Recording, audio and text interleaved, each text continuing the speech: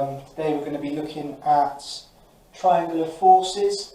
So this is a way by which you can determine certain forces acting upon a structure using angles, triangles and a scale of converting your force to a length and then back again. So if you take this scenario here, if you look up on the board, I'm not sure how clear it is right now, but we've got, say, a concrete beam or slab, and from that we've got two steel ties or two steel cables supporting some sort of hoist device, like a chain with a hook on the end of it. And in this situation we're going to be saying that there's a downward force attached to this hoist or hook of 85 kilonewtons.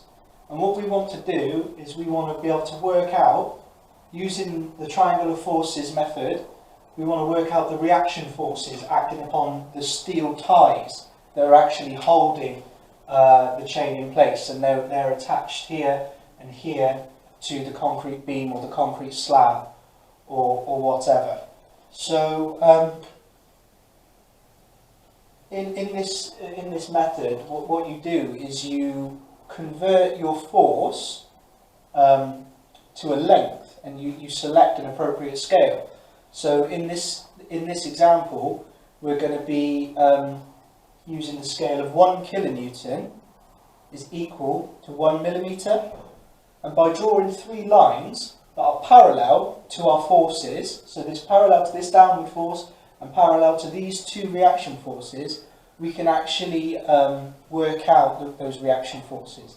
So the very first thing I'm going to do is, because I've already got this figure here, 85 kilonewtons, I'm going to draw a line parallel to that force. It's a vertical force acting down, so I'm going to draw a vertical line at 85 millimetres, because 1 kilonewton in my scale that I've selected is going to be equal to 1 millimetre. So let me just go ahead and draw a vertical line at 85 mil.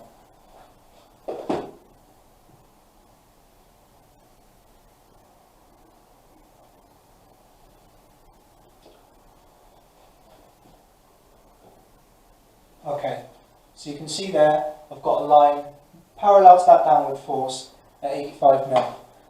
And now what I want to do is I want to draw a line parallel to this steel tie coming out the top of my 85 mil line. And I want to draw a line parallel to this steel tie coming out the bottom of my 85 mil line.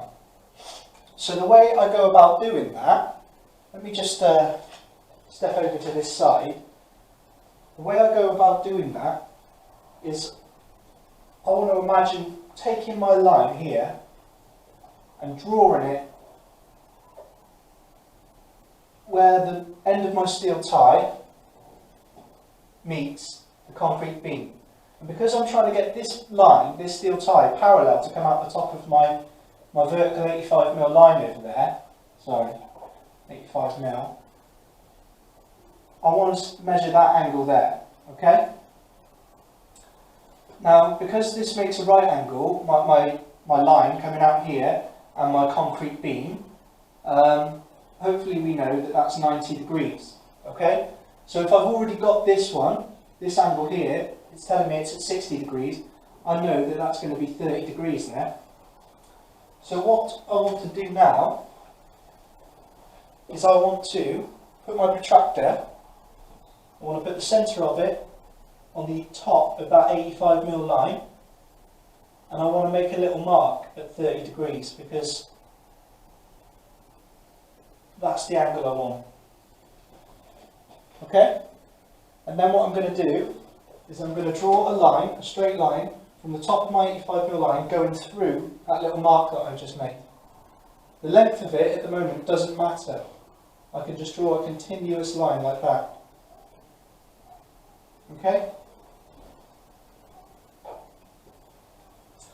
And then likewise, now I want to draw a line that's parallel to this steel cable coming out the bottom of my 85 mil line. Okay? So I want to imagine my line, my vertical line, coming up like this. And because I want that line parallel coming out the bottom, it's this angle that I want to find. Okay?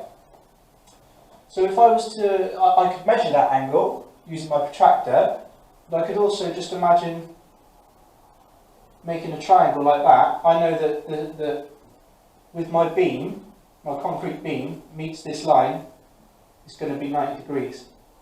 Because all the angles of a triangle need to make 180, 90 plus 30 is 120, that leaves me with 60. So I know that that angle is 60 degrees.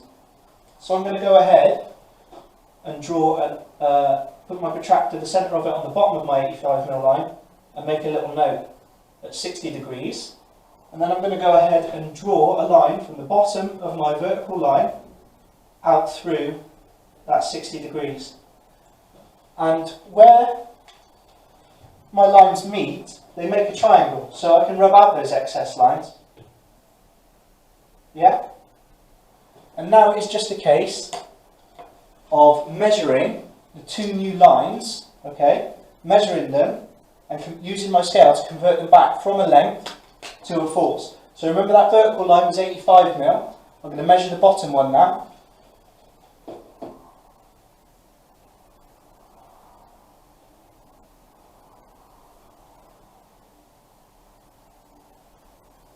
$45mm.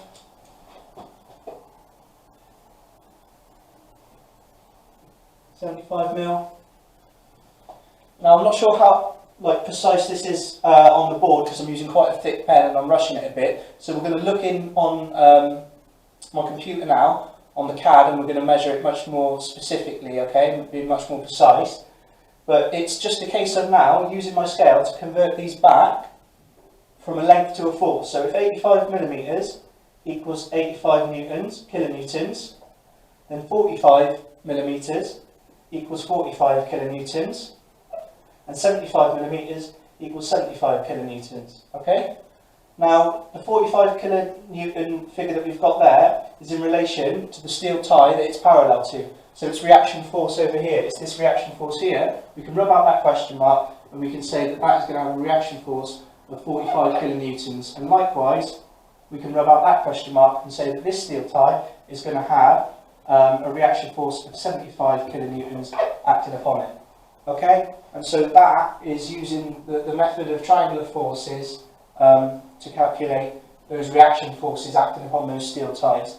Let's take a little look at the CAD now on my laptop where we can sort of move things around and we can measure things and hopefully it'll be even clearer. Okay? Cool. Okay, so here we have our scenario set up in CAD. Okay, so it's the same question and setup that we just had in the presentation on the whiteboard there, and we're looking to work out these two unknown forces here. Okay, so these two unknown reaction forces, and what we're going to do is we're going to select our scale. We're going to use 1 kilonewton equals 1 millimeter, just like we did on the whiteboard.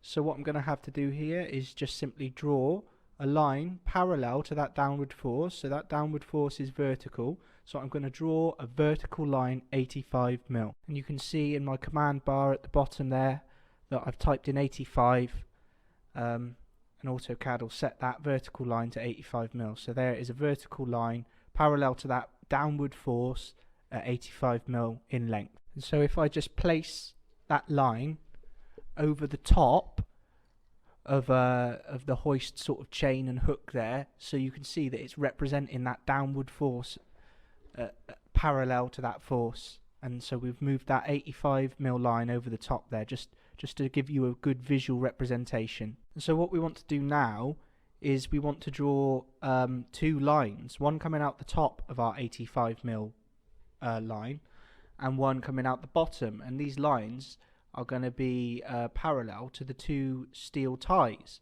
because we want them to represent the reaction forces. So sort of reaction force A we want to draw coming out the top of the 85mm line, and reaction force B we want to draw coming out the bottom of the 85mm line, and we want them parallel to those reaction forces. So if I just do that now, hopefully it gives a good visual representation of what we're trying to achieve. And now if we just join those two lines up like we did on the board, so the point at where they cross over, they'll make a triangle. And now it's just a case of remembering our scale that we used. So it's going to be as simple as measuring these sides now, and now the measurements we get, we just use our scale to convert the length back to kilonewtons, and that will give us those reaction forces. So let's go ahead and measure one of our new lines, and as you can see, it's showing a length of 73.61. And let's go ahead and measure the remaining line, and you can see that that is showing a length of 42.5 mil. So now it's just a case of using our scale to convert the length back to the force in kilonewtons. So that line there at 73.61 or whatever it was in kilonewtons, that's parallel to the shorter cable. So the shorter cable is going to have a force of about 73 kilonewtons acting upon it, a reaction force. And likewise, the other line that is parallel to the longer steel cable, has got that length of 42.5 mil or whatever it was. Because our scale is 1 kilonewton to 1 millimeter, it's gonna that tie is gonna have a reaction force of 42.5 kilonewtons acting upon it. And that's the theory there of how you can use the triangle of forces.